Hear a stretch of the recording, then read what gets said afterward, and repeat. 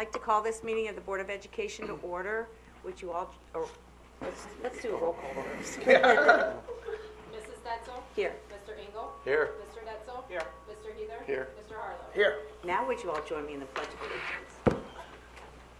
I pledge allegiance to the flag of the United States of America and to the republic for which it stands, one nation, under God, indivisible, with liberty and justice for all.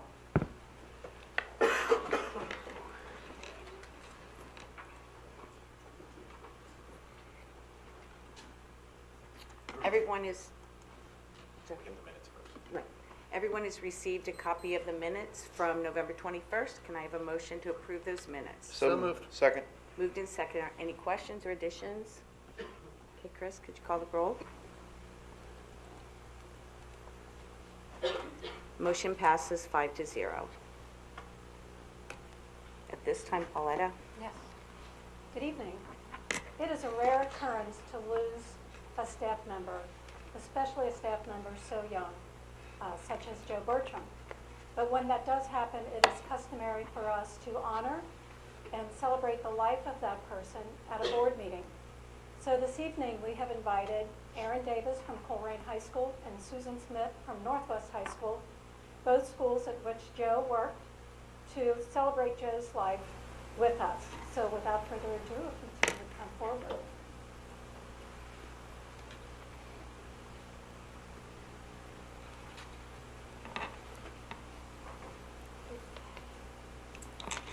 I am one of the many lucky people that have had the pleasure of knowing Joe. I first met and got to know Joe as my friend Amy's older brother. We all attended Weigel Elementary. Amy and I were both in Mrs. Hanning's 3rd grade class, while Joe was in the 4th grade. The following year, as 4th graders, Amy and I made our debut in The Legend of the Magic Spots, an opera produced and performed by the 4th grade class. Needing more performers, our music teacher, Ms. Artmeyer, turned to the 5th grade class to play the role of the Magic Spots. Joe gladly stepped up and became part of the opera as the Magic Spot. The opera was captured on VHS, which the Bertrams own a copy of. Reliving the opera was a continuous point of laughter even in recent years, as we would often laugh and joke that we should hold a special viewing and watch our unforgettable acting skills. As years went on, I would continue to know Joe as I would be invited on various outings with the Bertrams. Even though Joe was older than me and much more popular, that never stopped him from taking the time to say hi to me in the halls at CHS or asking me how I was as I served him ice cream at Gold Top. Joe was the true definition of a kind-hearted person. As we all entered into the world of work, Joe and Amy both began working at Northwest High School, while I started working at Coleraine. This would bring on further opportunities for the three of us to chat about the world of high school, this time from the perspective of a teacher. Next would be grad school. Along with Adam Biedenbach, former assistant principal of Coleraine Elementary, we each applied and got into the educational leadership program at UC. For the next year, we would rely on each other for support of all kinds. Whether it was support on writing a paper, buying a round of Red Bull to make it through class, or just listening as we drove home after a long day of teaching, then going to class. We were there for each other. The four of us became known as Team Carpool, meeting every day before class at CHS and driving to UC together. I continued to learn more and more about Joe as he would bring a positive side to anything. Only Joe would smile and get pumped up when it was time to complete a 10-page paper. It was a rough year, but we made it through, and I can't help but think that it was due to Joe's contagious encouragement. After grad school was over, Joe applied for the assistant principal position, half at Northwest, half at Coleraine. This is when I would get to know Joe on a more professional note. Day in and day out, Joe would show his amazing work ethic and positive spirit. Joe worked double time to make sure that he was doing what was in the best interest of the students and staff. I think I can speak for all of CHS when I say that we were excited to hear that Joe took the full-time position at Coleraine. This would allow him to continue making an impact in the lives of many without him having to eat lunch in his car or switching from the blue Northwest shirt to the red Coleraine shirt in the middle of the day, both of which I know he didn't mind. In October of 2014, I joined the administrative team at CHS. My world quickly changed from teacher to administrator.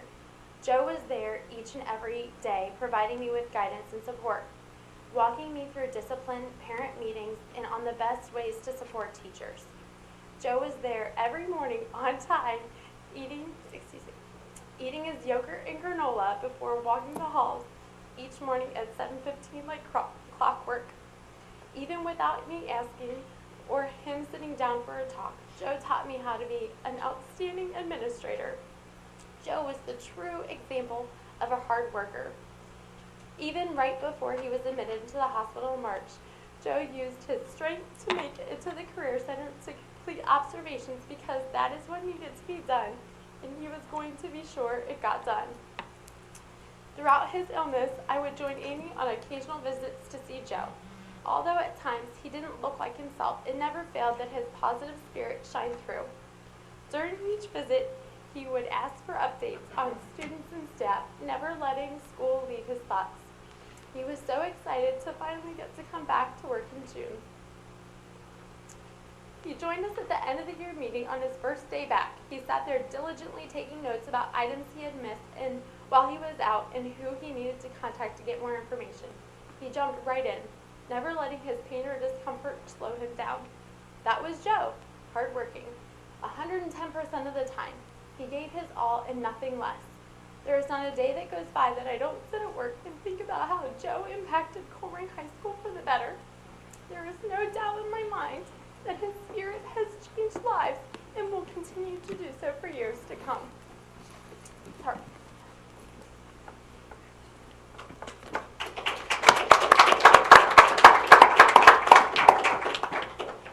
I let Aaron go first, but maybe I should have gone first because that's going to be hard to follow. Good evening, I'm Susan Smith. I'm the principal at Northwest High School.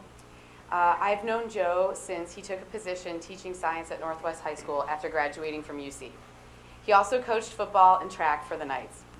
I was working at Coleraine High School at the time that Joe was hired, but I remember hearing so much about this young science teacher who was a legend when he attended Coleraine and who had returned to teach in the district that he loved so he could give back to his own community. When you go through education courses, you hear a lot of cliches about teaching and about students. One such overly used expression is, students don't care how much you know until they know how much you care. And Joe lived this out more than any educator I've met. It was his mantra. He didn't just care about students, he connected with them, he made them feel important, and he taught them way more than just lessons in science. There was not a student or a staff member he met who didn't feel cared for by Joe. And it was a genuine care. It wasn't for show and not because it was mandated, but because Joe had an uncanny ability to build a positive relationship with everyone he met. When we lose someone, we'll hear stories about that person and we may think, well, that's not really the person that I knew. But that's not the case with Joe. And so when I was listening to Erin talk, a lot of the things that she said are things that I'm going to also say, because that was Joe, like Erin said. In talking with all of the people who have known Joe, we all knew the same caring, dedicated, determined, enthusiastic, passionate, and loving Joe. What you saw with Joe was what you got. He would always acknowledge that different people with different experiences could respectfully hold different viewpoints. And if he disagreed with something, he did so somehow with grace and poise. It was one lesson from him I never learned, but I'm working on it. Joe believed in the axiom that a good listener makes a good conversationalist. He would always think before speaking. He didn't have to apologize because what he said and what he did was always well thought out. I got to really know Joe and became friends with him when he took a job as an administrator in the district and traveled between Northwest and Coleraine as an assistant principal. That's not an easy job, but of course, Joe made it seem easy because Joe was meant to be an administrator. He embodied all of the qualities needed. He had a thirst for knowledge and always wanted to know more, be better, and do better. He jumped into everything wholeheartedly and would never only give half. He was always all in. His work ethic was unparalleled. Every time I spoke to Joe when he couldn't be at work, he talked about how excited he would be to get back to work. He would ask me about work, and I know that he begged the doctors to let him return to work as soon as he could. He would give me a countdown on the days until he could return to work, and they were always around school deadlines. For example, he'd say, Suze, I'll be back for scheduling so we can work on the master schedule together. And I would say, Joe, that really does not matter. And he would say, but Suze, I have great ideas, and I got to run the sections. And I'm like, Joe, it doesn't matter. He loved his job because of the students who he was able to help, to teach, to lead, to coach, and to mentor. I only got to be on the same administrative team with Joe for 1 year before I took the job as principal at Northwest. But Joe and I talked probably every other day my first 2 years as principal when we were in different buildings. He would call me on his way home from work to debrief, to talk shop, and to check in on how things were at Northwest. One of the many things I admired about Joe was that as soon as he pulled into his driveway, he would say, Suze, I'm home, so I gotta let you go. Because he didn't want to miss a minute of time with family. And I admired the way he was able to balance work and home, which we as administrators really forget that we need to do. In our many conversations, Joe would always find ways to pick my brain about how we should be doing things to best benefit students. And he would talk to me about all the things he thought that I did well. This may come as a surprise to you, but normally principals don't get compliments. So I would always appreciate that he would tell me things I was doing well. He did this for no other reason rather than that he was a genuine person, and he always wanted to make everyone around him feel loved. And in these conversations, I would always tell Joe stories to try to get him to laugh when he was being too serious about work. I miss his laugh and I miss our talks, but he is always with me and with all of us who knew him and loved being around him. It feels strange to talk about these things in the past because I know I still feel Joe in so much of what I do in my position. And I know I want to be a better administrator because of Joe. I want to have that contagious energy and love of learning and wanting to always reflect and be better that Joe had. And I know all of you do as well. Our lives were enriched because we were able to be around a leader like Joe. So we need to celebrate that in his 10 short years in education, Joe leaves behind thousands of students and hundreds of staff members who were able to learn from a man with character and integrity like Joe. I feel privileged to have known Joe. And as I said at the beginning, Joe is a legend, and the best part of legends is that they live on. Joe, you will live on in our hearts forever. Thank you.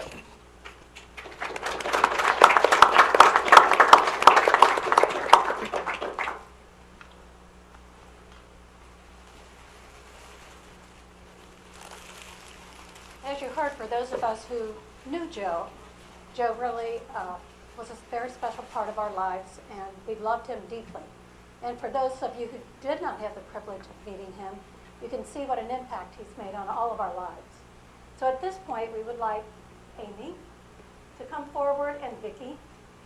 We have flowers to present to you and a copy of what both Aaron and Susan have written for you to have and keep close to your hearts. Thank you for sharing Joe with us.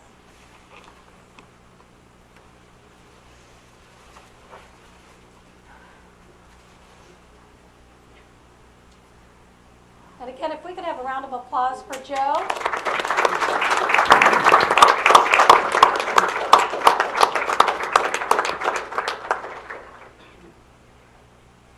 Okay, now we're going to take a brief break here, and I believe we are going next door. I just, We have legislative. No, let's go next door first. Okay. That's fine with me. I just have a real quick comment. First of all, you two have done an amazing job, not only here at the stadium that night in Colerain High School. What you've done to pull all this together is amazing. And for the people that didn't know Joe, I think because of you, they do know now. So I know it's hard, but I want to thank both of you for not only doing this once, but doing this several times. And I know it's very hard. Vicki, I got to meet Vicki when the kids we were PTA presidents. I believe you were probably at White Oak, and I might have been my last year at Pleasant Run Elementary. Our kids went to Colerain together. As we've talked up here many times, Joe was such a special person. I took a few minutes and read some of the things that students took the time to write. They went on the website from the funeral home and wrote in. And two of them that particularly touched me, one was talking about how he had Joe as a teacher and the impact Joe made on him as a teacher. And then the other one, the first time he met him is when he was in trouble and he was in Joe's office. And just the way that Mr. Bertram handled it and talked to him and said, the next time I see you, I want to know that you're going to do the right thing. And this student took the time to write in there, because of you, Mr. Bertram, I will always do the right thing from now on. And I just think that that was amazing, and amazing that this kid took the time to write that. So, again, on behalf of the entire board, our condolences, but none of us will ever forget Joe, and thank you too very, very much. Okay. Okay, with that, I think we're going to go ahead and jump ahead. Yeah, we're going to move over to or the gym in Weigel Elementary, and we're going to have the White Oak Middle School Choir perform. So if everybody would like to stay here or transition there, you're more than welcome. About a week ago, Tuesday night, we had our vocal music concert at Colerain High School, White Oak Middle School at Colerain High School. We had about 274 students performing. These students tonight are representing our sixth graders, and they have 2 songs they'd like to sing for you.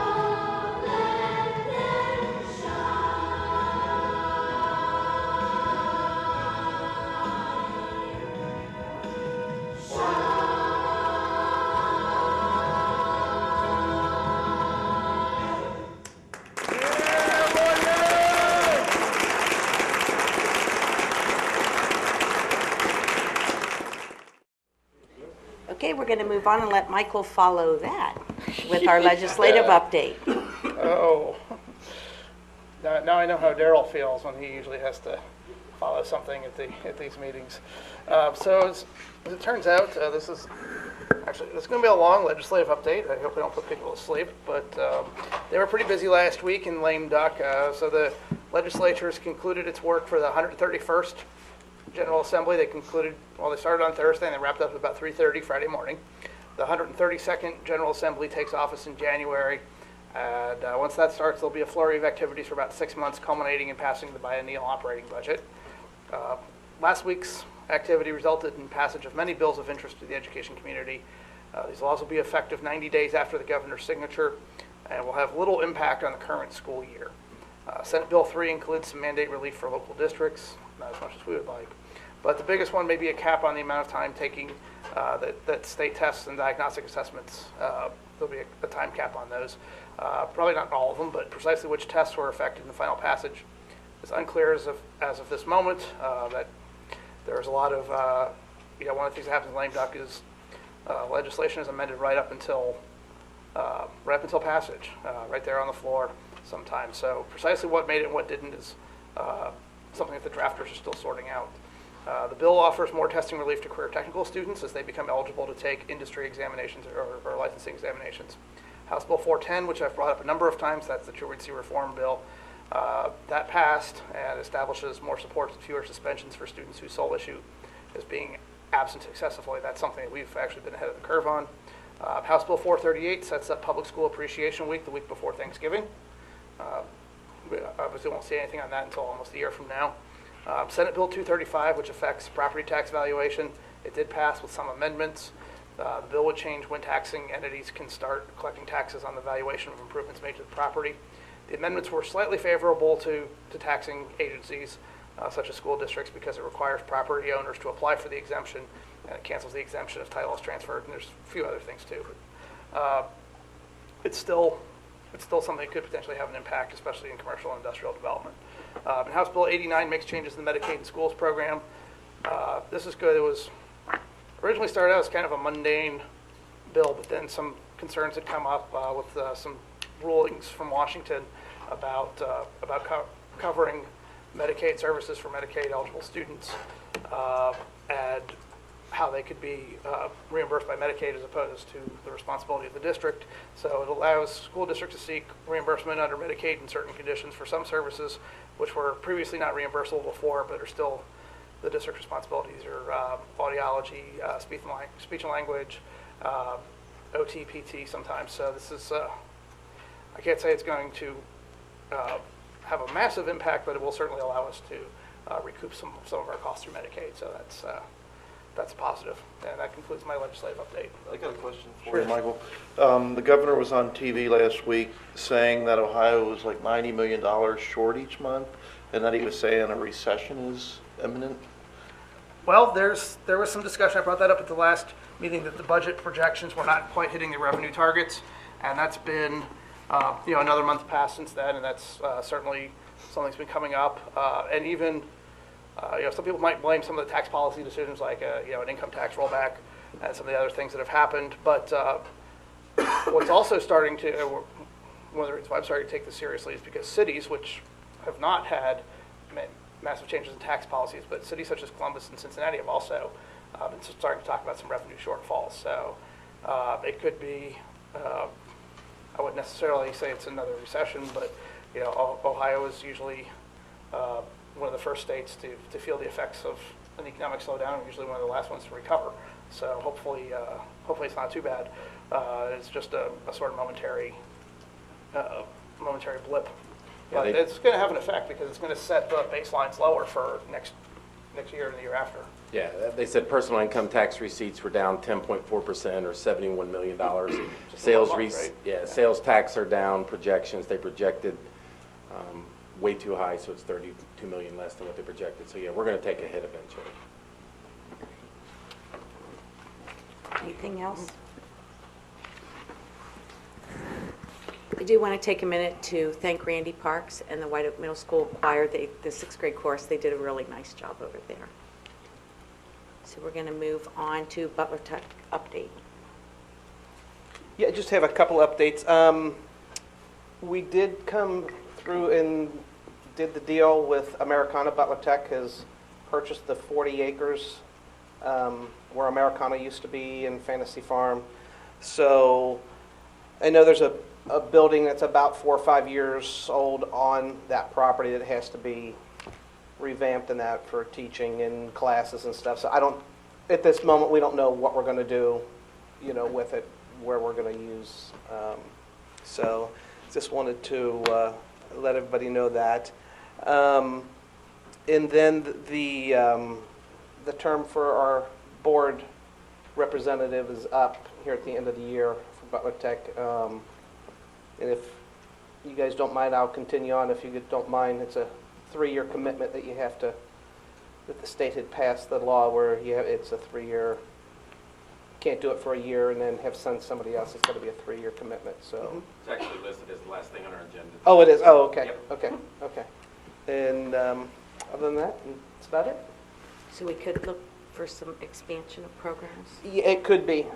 We're good. Our board meeting is tomorrow night, so I don't have a lot of news on it, so in January I'll have a little more info for it. Okay. Tonight we have Colin Clymer with Colerain Elementary for our principal report.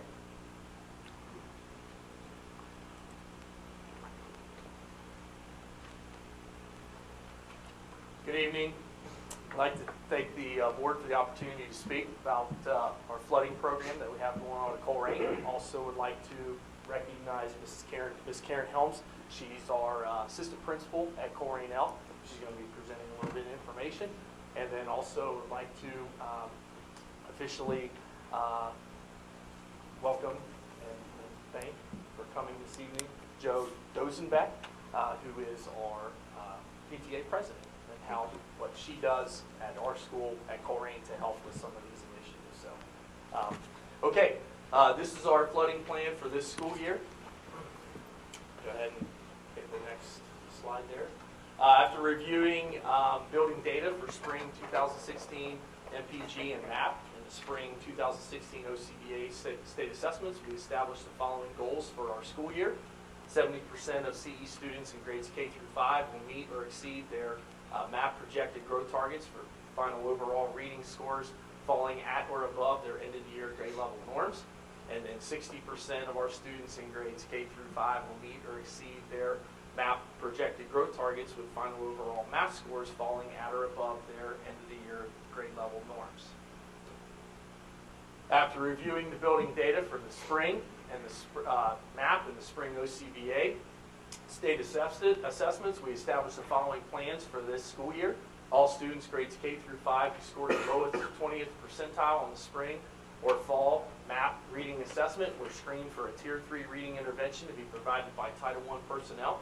And then all students 3 through 5 who scored in the lowest 10th percentile on the fall math assessment were screened for a Tier 3 math intervention to be provided by Title I personnel as well this school year. Flooding at Colerain Elementary. Flooding is when a team of adults flood or go to a grade level at a designated time to help implement small group interventions, extra practice, and enrichment activities. We have approximately 10 extra adults per grade level, including reading and math specialists, title assistants, intervention specialists, and special ed assistants that help us create the flooding plan. Tier 2 and Tier 3 intervention groups in reading K through 5 and math 3 through 5. On grade level reteaching groups in reading K through 5 and math 3 through 5. And enrichment groups in reading K through 5 and math 3 through 5. Flooding occurs throughout the entire day at Colerain Elementary because of our size. Each grade level floods for 45 minutes, 4 days a week, with progress monitoring that goes on Fridays.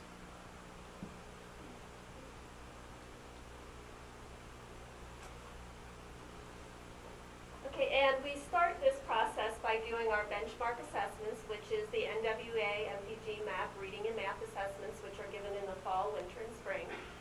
And this helps us to identify students who need reading improvement and monitoring plans in grades K through 3 as part of the 3rd grade reading guarantee. This also helps us to monitor student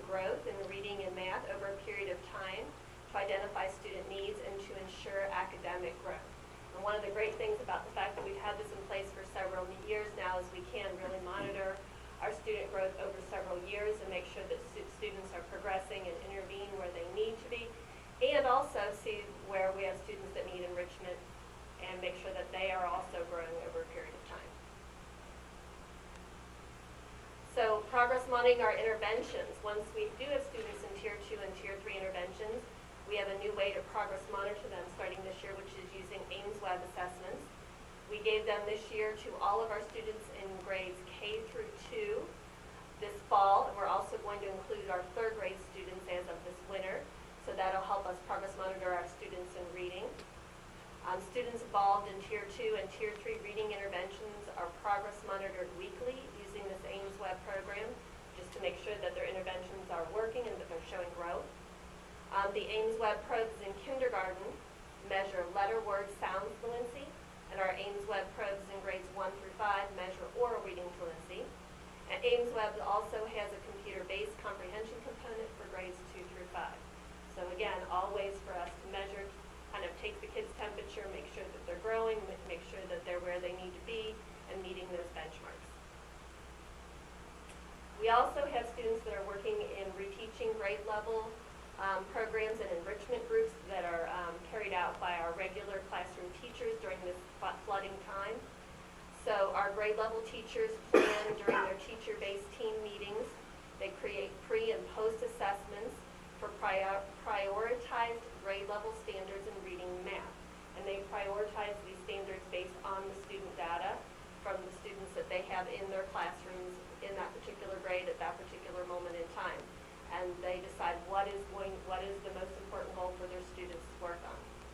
Students are grouped for instruction based on the pre-assessment data. The grade level teams plan differentiated instruction for reteaching and enrichment groups. And all of this is going on during that same 45 minutes of the flooding period. And that is the end of that part of our assessment. We've had a lot of positive feedback from our community in regards to, especially with our enrichment groups. I've received several emails from parents that are really excited about the enrichment that's going on, specifically in math. We're blessed to have great specialists and great Title I assistants that are helping with this endeavor, and great instructional specialists or intervention specialists as well. So it's been a good change for us at Colerain Elementary, and we're looking forward to seeing the results. We've actually already met once to redistribute the groups and make sure that everybody is getting the services that they need. So we're constantly monitoring that, and with this the new style that we're using this year, it's proven. Hopefully the results are proven once we get those back and continue to monitor them. So I want to introduce Ms. Dosenbeck, who helps us at Colerain as PTA president to help us with these things. Okay, well, thank you. I'm new to the PTA and president for this year. We have about 245 members, and we do have 100% teacher staff participation, which is really great. And we do have a lot of volunteers that come in and help in the classrooms where they can. They do flashcards, repeated reading. They also help with sight words and in our library. So we do have quite a bit of interaction there with the students from the PTA members. We also have a lot of different after-school enrichment programs that we have. We have a book club, we have a chess club, we have a Spanish club, a runners club, and a math club. And on top of that, we also help support the Partners in Print and the Right to Read group, which are also staffed with some of the teachers, and that helps us a lot. We also try and reach out funding-wise to some of the scholarships for not only the Colerain Elementary kids that are graduating from Colerain High School, and some of our teachers. So we'd like to help them in that as well, and along with some appropriations where things are really needed in those classrooms. So I think that's pretty much, we're very busy.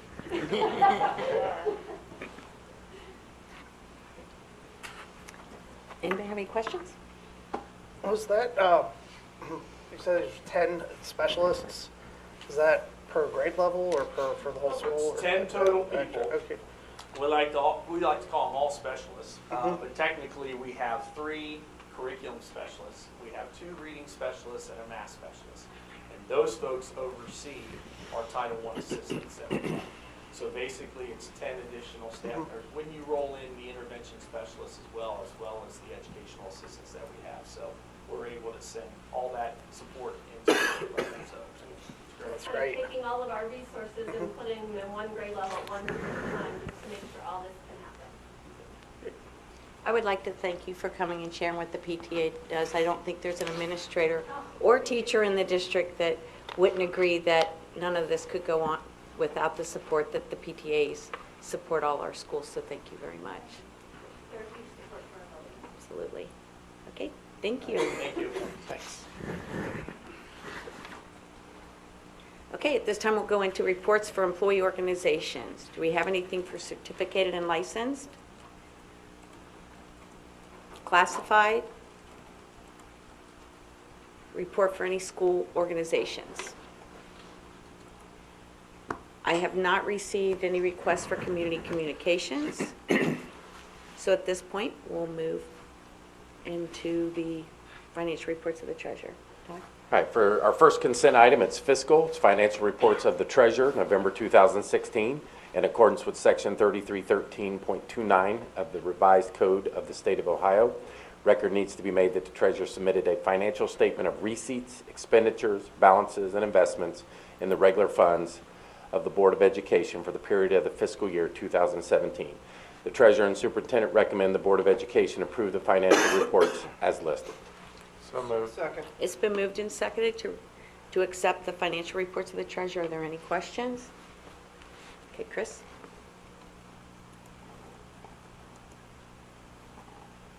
Motion passes 5-0. The next item is certificated licensed personnel, certificated licensed personnel retirements and resignations. The superintendent recommends the Board of Education approve the certificated licensed personnel retirements and resignations as listed. So moved. Second. It's been moved and seconded. Are there any questions or comments? Chris?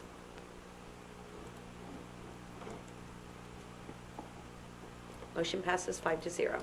Next item is a classified personnel item, classified retirements and resignations. The superintendent recommends the Board of Education approve the classified retirements and resignations as listed. So moved. Second.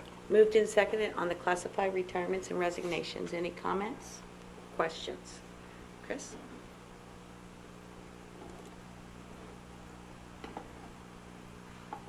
Motion passes 5-0. Next item is a fiscal item, approval of new funds. On the board agenda, you can see Coles Community Mentor, CE Student Council, Montford Heights Student Council, Pleasant Run Elementary Student Council, Struble Student Council, Taylor Student Council, and Weigel and Welch Student Council. The treasurer and superintendent recommend the Board of Education approve the new funds as listed. So moved. Second. Moved and seconded on the approval of new funds. Are there any questions? Okay, Chris?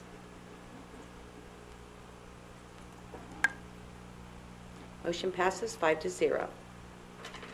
Next item is a vendor contract item in compliance with ORC 3313.33. Attached is a list of vendor contracts requiring board authorization. Superintendent and treasurer recommend the Board of Education authorize the vendor contracts as listed.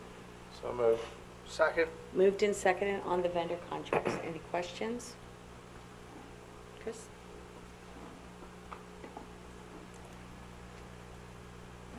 Motion passes 5-0. Next item is a general business item. It is minimum sanitary slope release letter for the new elementary schools at Taylor and Pleasant Run sites. As authorized by the Director of the Metropolitan Sewer District, the Northwest Local School District is requesting to lower the grading of the building sewer lines from a 2% slope to a 1% slope at Taylor and Pleasant Run. The experts are in the audience, but my understanding as a former business director is that if we would take them to the 2%, it would put them about 20 feet deep. And by the time they get to the main drain, it's only about 7 or 8 feet, so we might even need a lift to go up. So the request is to not bury them as deep as we go to the main sewer. Anything, Chris, Pete, any of you guys would like to comment on?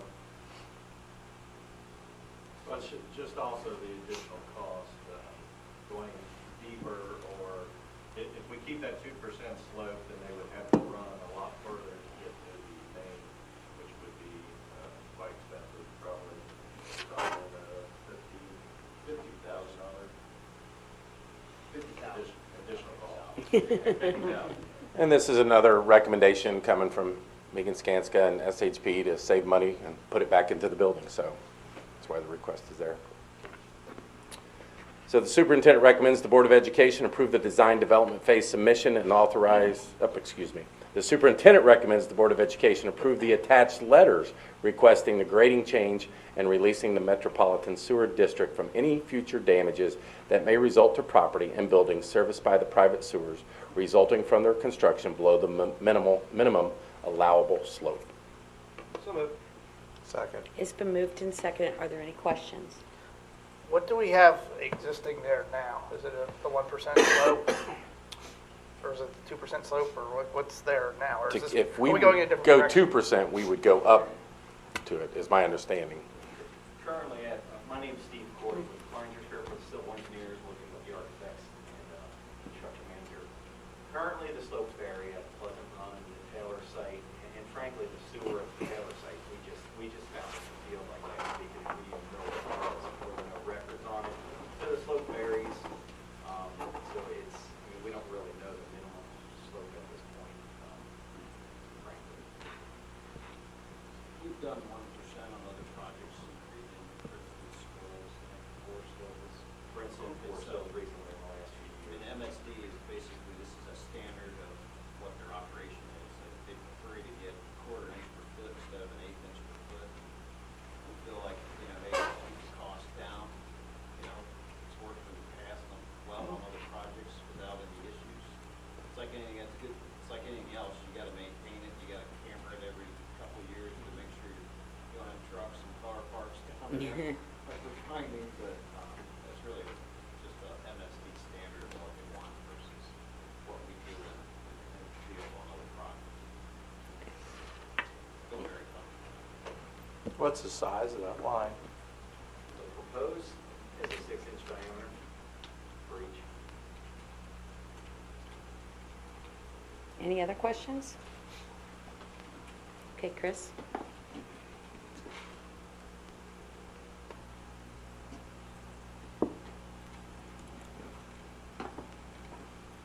Motion passes 5-0. The next is a general business item also. It is the master facility project, a resolution for the approval of the design development phase submission for the new elementary schools. A resolution approving the design development phase submission and authorizing the approval to move forward with the construction documents for the new elementary projects as listed. Superintendent recommends the Board of Education approve the design development phase submission and authorize approval to move forward with the construction documents for the new elementary school projects as listed. So moved. Second. It's been moved and seconded to move forward from the design phase. Is there any questions? Okay, Chris?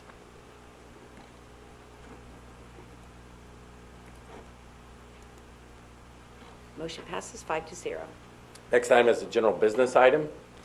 Donations to the Northwest Local School District. You have Gail Nolte and Dale Beck have donated artwork in the form of prints and other artwork to the art teachers at Northwest High School and Colerain High School. The superintendent recommends the Board of Education approve the donation to the Northwest Local School District as listed. And I don't mean to belittle it. They've donated a lot of art. I'm just reading what's up here on this, but it's pretty neat what they've taken time to donate and give to the two schools. So moved. Second. Moved and seconded. Any questions? What will they do with that? Is that going to be like a teaching tool? It will be for art history to talk about the prints are worth a lot of money. So it's going back to see who the artist was, what they were familiar with, things that the kids can imitate and draw. I don't know the exacts, but I do know those specifics for now. Well, they're listed here. I mean, there's a Salvador Dali one, Autumn de Forest. We have them hanging throughout the two high schools. Gail has donated previously on occasion, and so that they're hung after they're used by the architect. And for Andrea, when I was at Northwest, she would talk about the history of who painted or who did the print, and then go back through what they like and how they evolved, and then the kids would try to imitate that or develop something into their own. So you will find them out in the hall sketching, doing things, taking notes as they move about. Okay, Chris?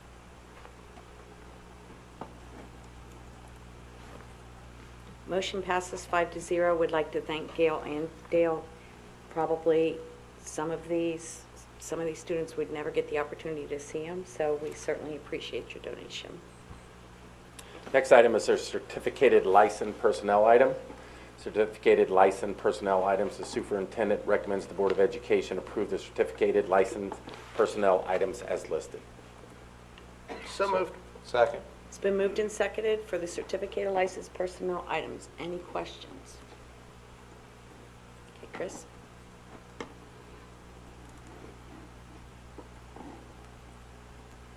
Motion passes 5-0. Next item is classified personnel items. Superintendent recommends the Board of Education approve the classified personnel items as listed. So moved. Second. Moved and seconded on classified personnel. Any questions or comments? Chris?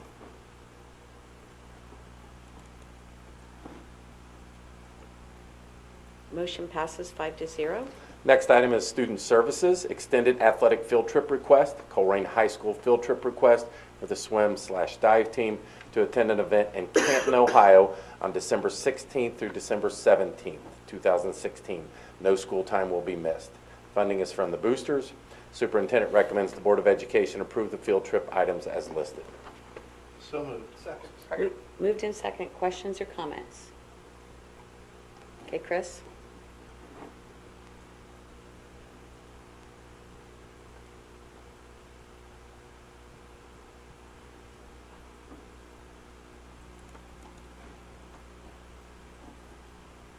Motion passes 5-0, and we certainly wish both the swim team and the dive team good luck this weekend. The next item is also a student service item. It is out-of-state extended athletic field trip request. The Colerain High School boys varsity basketball will participate in the varsity boys basketball tournament at Detroit Renaissance High School in Detroit, Michigan, December 26th through the 29th. No school will be missed. Funding is covered by the tournament. Boosters will cover the transportation cost. Before I read the recommendation, having a former supervisor of transportation amongst us, we do check with the transportation department on out-of-town field trips to see what form of transportation we can use per the contract. There are some current items that we are continuing to discuss with them where the uses of vans to support athletes, because what it's coming down to now is the athletic budget we have, and our athletic directors are looking to save as much money as they can. But again, we go back to the contract to see what the contract says. But when you have a golf team of 5, a van is a lot cheaper than a bus. And as you know from past meetings, Colerain Boosters has been very, very generous in donating new vans to the high school that they can use. So I just want to make sure that you knew that we talked to transportation on these 3 field trips that I'm about to go over. Already got on one. This is the Colerain High School boys. And then there'll be another one in a minute on the Colerain High School girls. So the superintendent recommends the Board of Education approve the Colerain High School boys varsity basketball tournament field trip request as listed. So moved. Second. Moved and seconded for the out-of-state field trip. Are there any other questions? Chris?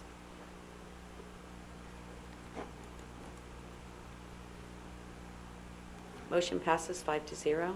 And the last student service item is an extended athletic field trip request also. Colerain High School girls varsity basketball will travel to St. Francis de Sales High School in Columbus, Ohio, the 27th through the 28th of December for a basketball tournament competing against high-level competition. No school will be missed. Minimal cost per student, $50, no other expense needed. The superintendent recommends the Board of Education approve the Colerain High School girls varsity basketball field trip as listed. So moved. Second. Moved and seconded. Questions or comments? Chris? I might be up in Columbus over the holiday. Can I Yeah, there you go. Motion passes 5-0, and just like I mentioned with our PTAs, our schools, not only our athletic departments, but the boosters at both high schools do so much to support all of our schools. So I want to thank them for helping out with those 3 field trips. All right, the next item I put on there, Amy and I wanted to have an open discussion about the renewal of the tax levy. As we discussed at our work session back in September and showed in your 5-year forecast in October, we need to renew a $7.3 million emergency levy. The law, however, has changed 2 items since the last emergency levy in 2012. And Amy is the one who has provided this information. I don't want to insult her intelligence, but I'm just reading what she sent out to you so the public knows what we're discussing. I know you guys have heard it. First, the emergency levies can now go up to 10 years versus 5 years. This levy would be renewing a 5-year levy. We can change the length without changing how the homestead and rollback tax has been paid by the state since 1971. If you think about our tax revenue, tax valuations are reappraised every 6 years with a 3-year update in between. Values have declined since the recession. Fortunately, we're possibly looking at another one according to our governor. We have not, nor is the county estimating we are going to recover that growth anytime soon. Additionally, our state revenue is on a biennial budget, which now compares every district to the average for the state. The proposed reduction to CAUV values would reduce our state funding since our agricultural values are relatively small. Across the state, other districts' values would decrease, making us appear richer in the formula and therefore reducing our funding. So again, the discussion is the value of going from 5 to 10. It keeps the rollback taxes in place. It keeps the Homestead Act. And it doesn't have us going to the voters every 5 years for another levy. I believe this is the only renewal we have on, Amy, if I'm correct. It is, and also remember that this is $7.3 million that we are currently operating with.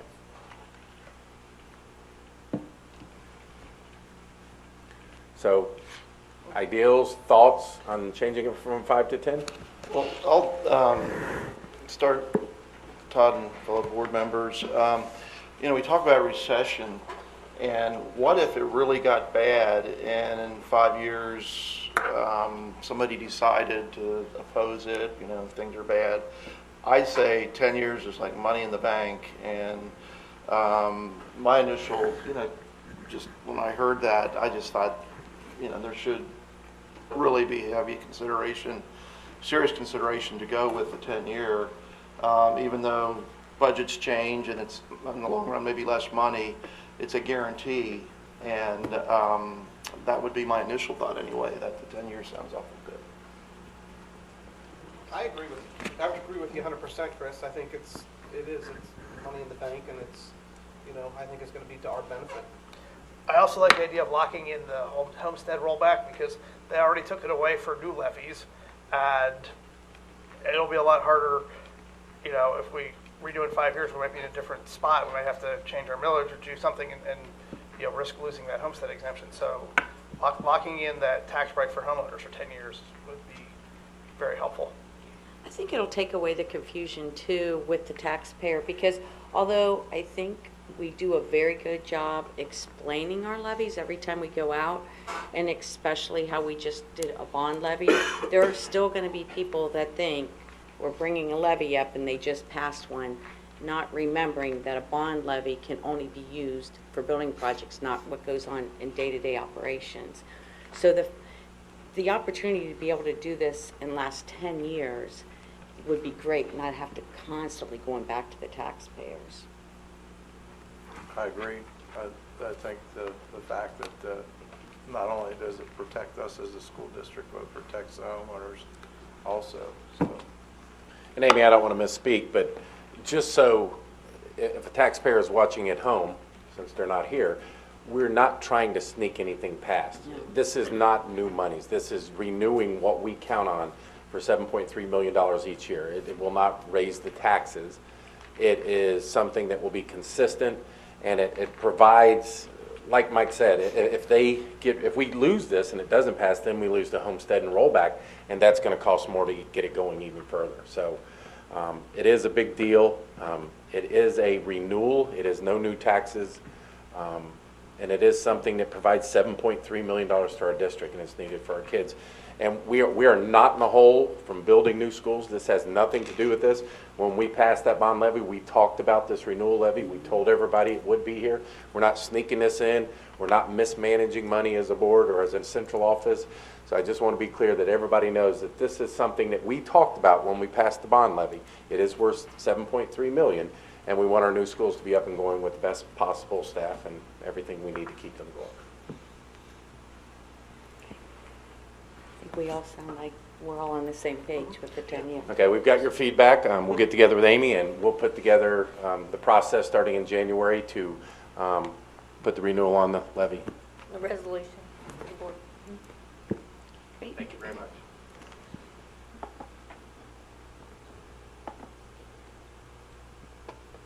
Okay, move on to curriculum and instruction. Yes, for curriculum and instruction, we have 2017-18 high school program of studies. The curriculum office is You know, submitting Todd, the can I interrupt real Yes. quick? I apologize. Just real fast, because I know the meeting's kind of getting long. We do have 3 Boy Scout troops here tonight, Troop 420, Troop 828, and Troop 24. There will be a part here coming up shortly that if you have any questions, you can ask us of anything that was going on. I should have introduced you before a little bit.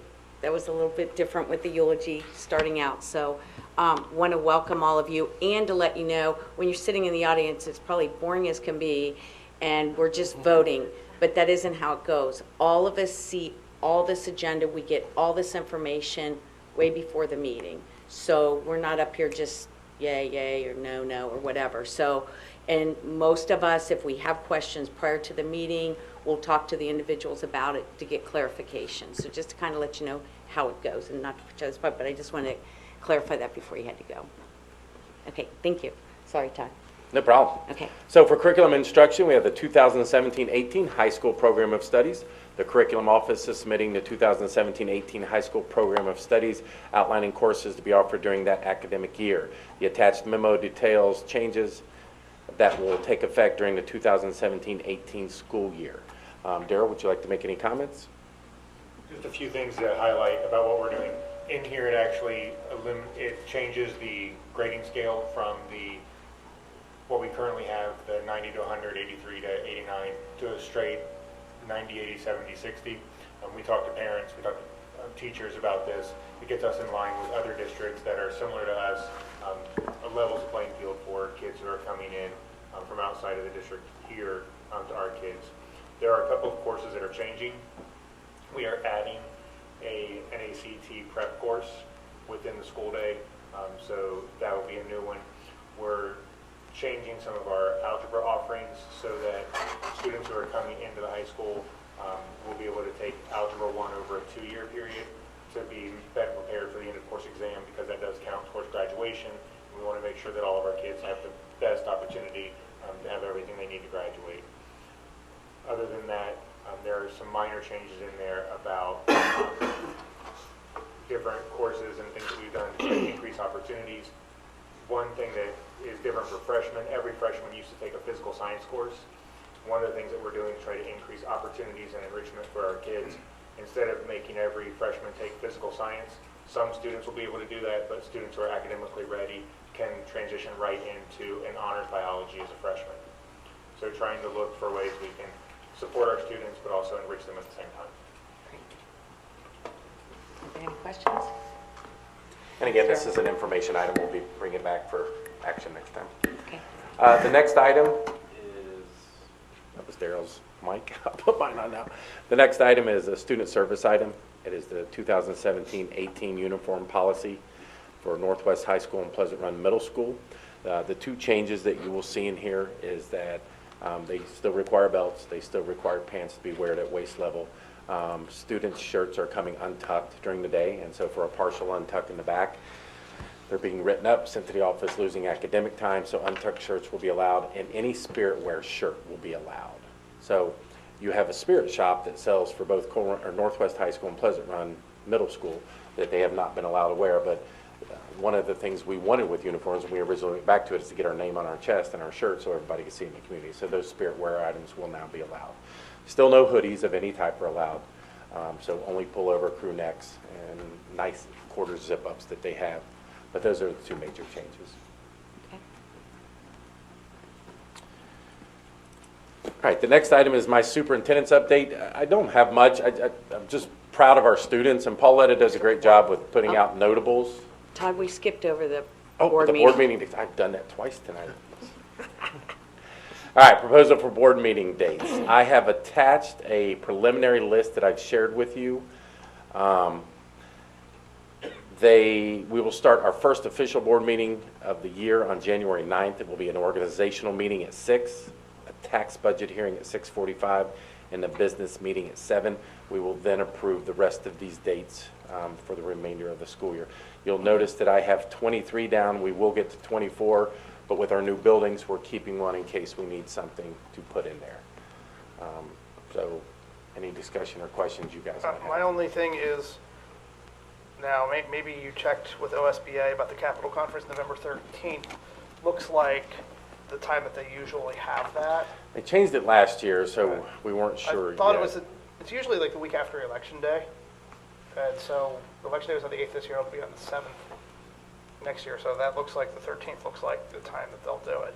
Yeah, we I moved suppose it. they could do it on the 20th. Originally, I had it for the 6th, but that was Election Day, and we wanted to move it. I'll see if it's posted yet. I'm not sure if it is or not. Have you guys seen anything on it? Let me see what dates, and I'll fix that, and we'll get it somewhere between then and Thanksgiving. That's what we're running into, so. Right. But either way, I'll check on it for sure. Todd, is there any more discussion? Put out Oh, I'm today. sorry. I believe it is the 13th. Okay. Okay. That came out today. November 12th through 15th. Yes. Okay, so that would have to change. Yeah, So we will move that to the 20th. Okay. Is there any more discussion, Todd? You sent out the email about maybe moving to a different night? That's up to you guys. I would just say personally, I think it would mean all the means. I think we've done a good job, especially in the last few years, and I'll credit Dan for that as far as being flexible. If there's a specific date that one of us aren't available, I think we've all worked very well to let's come up with a date so we all can be there. But typically, the board meetings have always been on Mondays. We're on the schedule with Waycross for Mondays.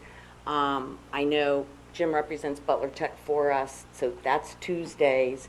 I think it'll get really confusing if we try to switch a completely different night with everybody's schedule. But, I mean, I think we should still be certainly open if something comes up and, you know, a July or an April or a February or something meeting, and we stay with, you know, that we pick a date that we can all be at. You know, I like the idea of when we went up to Butler Tech and had that meeting. Could we maybe move a couple meetings into some of the other schools, like maybe get to, say, White Oak Middle School or something? Yeah, we don't have to list that on this calendar, but we can do whatever we would like. I mean, the Board of Education meetings are your guys' meetings. We can make them happen anywhere you want to, and that's never a problem. That was nice. It was nice, for those of you that don't know, although everybody's gone now. We had our last meeting at the Bioscience, the new building at Butler Tech, and got a tour ahead of time, and it was amazing. So I know we've even talked about possibly with Butler Tech seeing some of their other sites, but absolutely even to see our own buildings and seeing it, you know, seeing the different changes and stuff. I mean, it has been very eye-opening. They've had elementary concerts at the two high school auditoriums, and they just cry like this. They are pretty nice.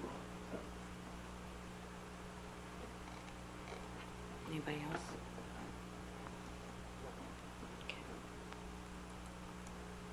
Okay, so then I will make the change of the 13th to the 20th, and then I'll bring that back for approval at the first January meeting before the meeting. All right, now without me jumping in again, I think we're ready for the superintendent's update. Mine is short and sweet. It's just been me following and listening to what our kids have done. Pauletta does a great job with the notables, but PRE has been at Veranda Gardens singing, spreading holiday cheer. The Colerain High School men's basketball team was at Matthew 25 Ministries distributing food. Northwest High School Senate volunteering at the Aloha Center, which is close to me because my mom's there for Alzheimer's. So I think they know the kids better than they know me, so, or at least my mom does. Northwest High School is also feeding 50 to 75 families from donations brought in by the students and staff. They give a ham and a full-size dinner and snacks for the whole holidays.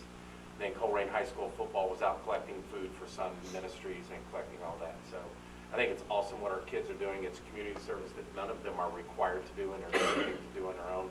A lot of these, why PRE and why Northwest and Colerain are doing this, kids initiated this. So I just think it's a great thing for our kids to get some acknowledgement for.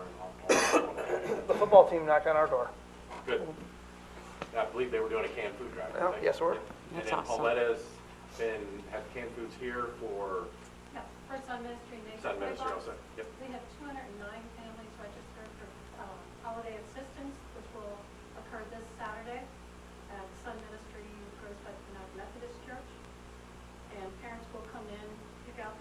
toys for each child 12 and under. For those students who are 13 through 18, you'll get gift cards to Walmart and Target for those gifts. You'll get stocking stuffers.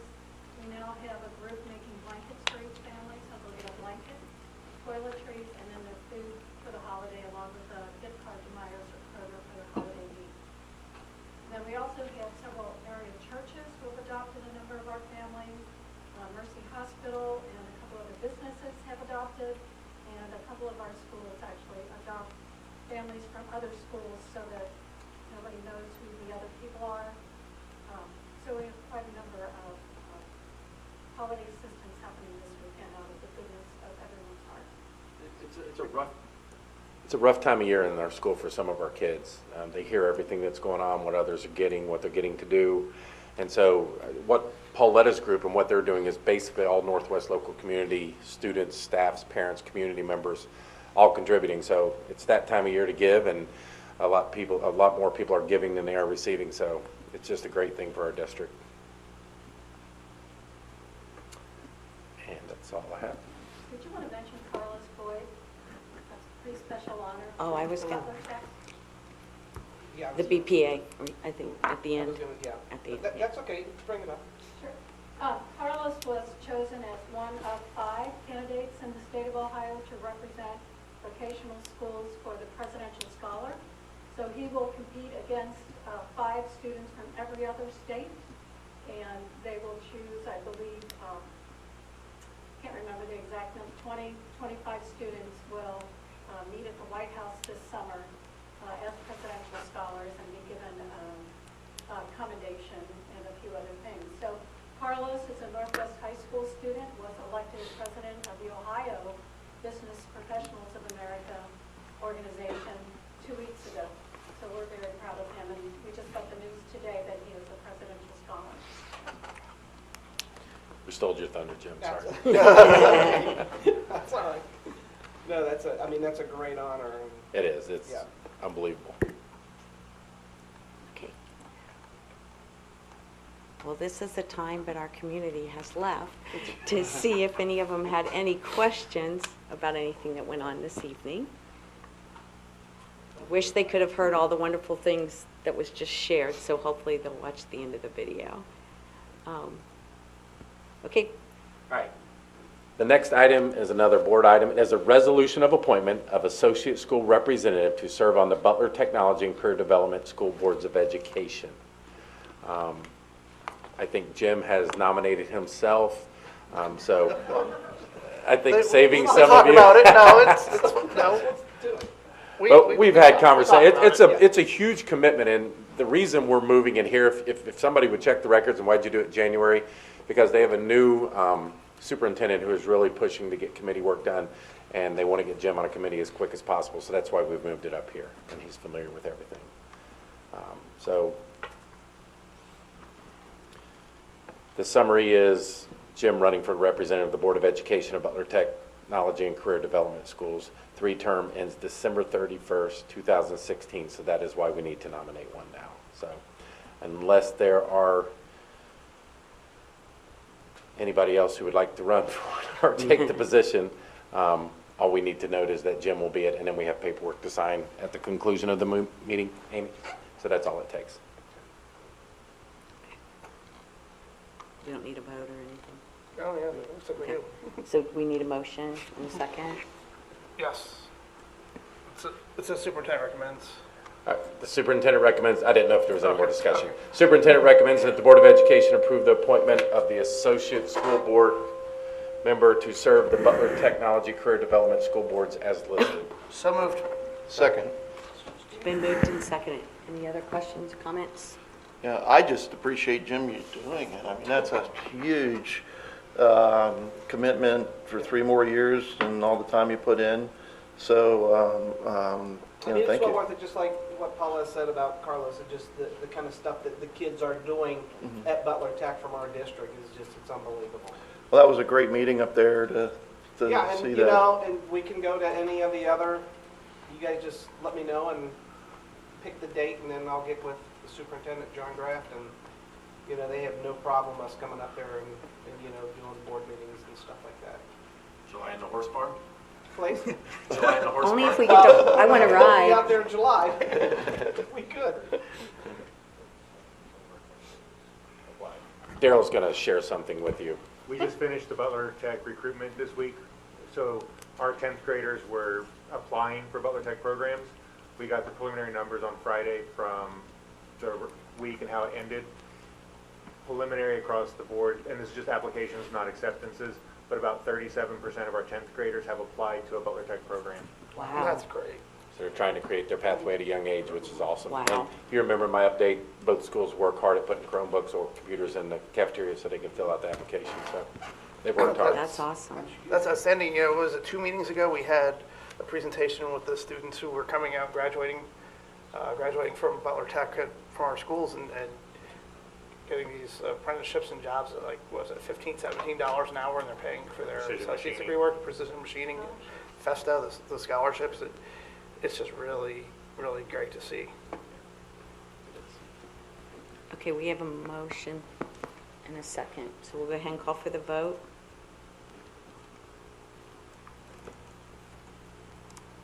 Motion passes 5-0. Okay, at this time, we'll move into board members' comments. Chris? Just real quick, Pam, I went over and just checked out the construction, if you will. Anxious to see the cement start getting poured here in March, but I went over and looked at Struble yesterday, and very impressed with a bunch of machines and dirt being moved and how flat that lower level is. It's amazed how that's excavated. That takes quite a talent to do that, I'm sure, and to learn how to do that. So it's going to be an exciting year watching the schools be constructed and especially when they start taking their form. Second thing, just wanted to wish everybody a Merry Christmas, Happy Holidays. It's been a good school year so far. I think the best is yet to come. And I'm just glad that the district is progressing, and it just seems like the district is doing well. I wish the test scores would come up a little bit, but overall, lots of good things happening here. That's it. Okay, Michael?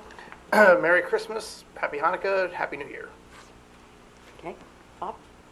I'd like to thank my fellow board members and administration from the central office here to help me through my first year here.